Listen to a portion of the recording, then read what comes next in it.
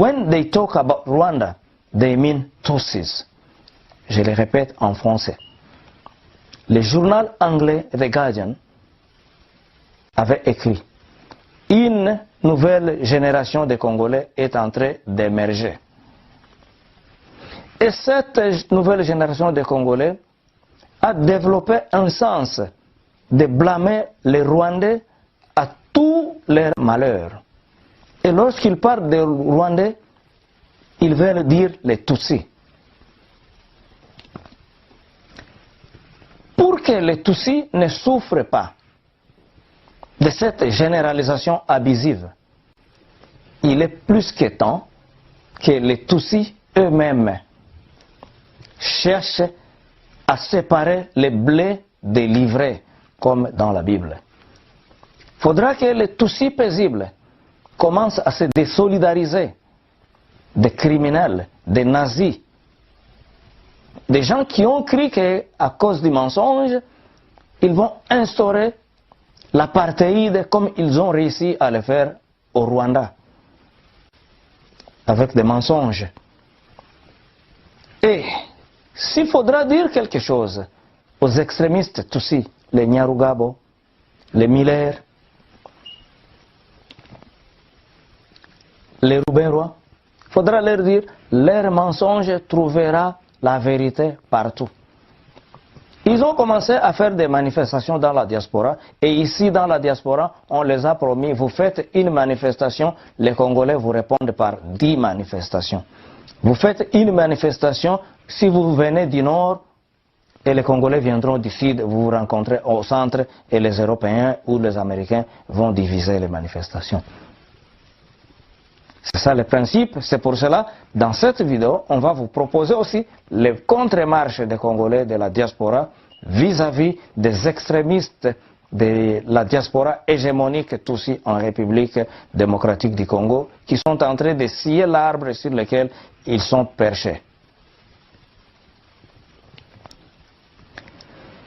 Il est plus que temps aux Tutsis paisibles de chercher par tous les moyens de se frayer un nouveau leadership. C'est ce qui a fait de l'Allemagne ce qu'elle est aujourd'hui. Parce que l'Allemagne avait d'abord eu à se débarrasser de son leadership nazi. Bien sûr que c'était sous le tutelage américain, mais pour exorciser l'Allemagne des démons de la violence, il était question de lui donner un nouveau leadership. C'est pour cela que nous proclamons du haut de la toiture que les dialogues que les extrémistes Tutsis sont en train de chercher n'aura pas lieu tant que les personnes associées au massacre des Congolais, toute personne ayant participé de près ou de loin au RCD, au M23, au CNDP d'un combattant. D'ailleurs là, on a oublié de mentionner ça. Les Congolais n'ont pas le temps de perdre avec ces gens. Leur terre promise se trouve en prison.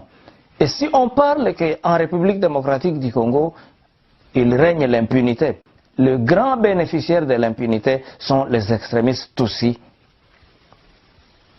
Parce que les horaires qu'ils ont faits en République démocratique du Congo ne méritent pas qu'une personne comme Azarias Ruberwa soit ministre. Que quelqu'un comme Moïse Nyarugabo soit un sénateur, le sénateur des cimetières, là où il y a les croix des gens qui l'ont tué ou quoi. Il y a aussi ce point qui est aussi très capital, s'il faut s'adresser aux extrémistes Tutsis.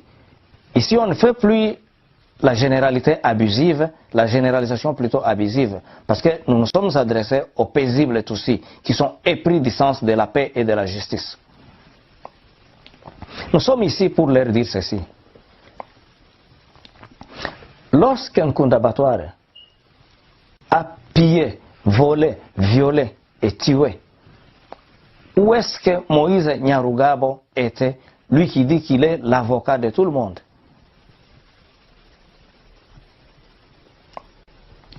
Quand est-ce que Moïse Nyarugabo va révéler aux Congolais les ressources que le Rwanda a pillées? Parce que lui, Moïse Nyarugabo, il est plus congolais que tout le monde. Maintenant, nous avons un problème avec les pillages que le Rwanda a fait au Congo. Moïse Nyarugabo peut-il être dans une commission qui va déclarer que le Rwanda doit restituer quelque chose de tout ce qu'il a pillé en République démocratique du Congo? Au contraire, si aujourd'hui on dit qu'il y a quelque chose qui se passe au Rwanda, le Rwanda est ceci ou cela, mais Moïse Nyarugabo, qu'est-ce que lui, avec son organisation, le RCD, lui et les Rubero et consorts, qu'est-ce qu'ils ont fait de ce qu'ils ont pillé pendant l'occupation de l'Est avec leur républiquette qu'ils voulaient créer? Eh bien, c'est très choquant et c'est moqué des Congolais lorsque les Ruberois, les Nyarugabo, les Miller se présentent encore et font des points de presse.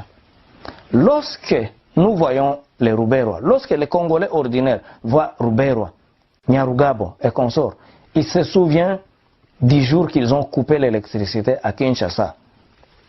Ça, il faudra bien le dire à Azarias Ruberois, il faudra bien le dire à Nyarugabo, il faudra bien le dire à Miller, à leur lieutenant. Lorsque vous avez décidé, vous qui êtes Congolais et fiers de l'être, qui est ce Congolais qui peut menacer d'exploser la barrage d'Inga? Qui est ce fils ou fille de la République démocratique du Congo qui peut couper l'électricité, l'eau et l'électricité à Kinshasa?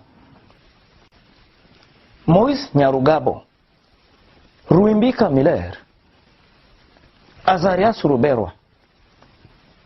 Savez-vous que lorsque vous aviez coupé l'électricité à Kinshasa, il y avait des enfants, des bébés dans les incubateurs de nos hôpitaux? Lorsque vous avez inoculé ou bien contaminé les dépôts de sang de l'hôpital à Bukavu avec le VIH, savez-vous qu'il y a des conséquences jusqu'aujourd'hui? Parce que d'autres cas du sida à l'est de la République démocratique du Congo sont liés à cette